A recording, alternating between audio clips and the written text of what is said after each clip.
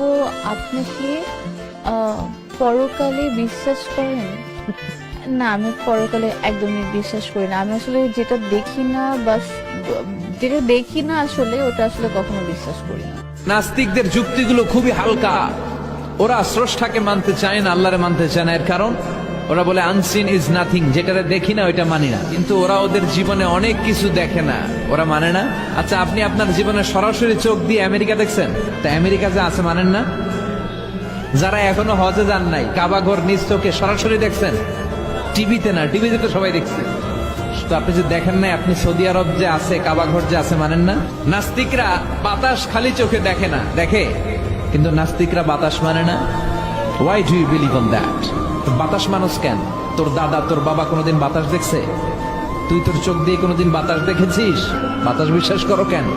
কেউ যখন মাথা ব্যথা অনুভব করে বলে যে আমার মাথাটায় প্রচন্ড ব্যথা,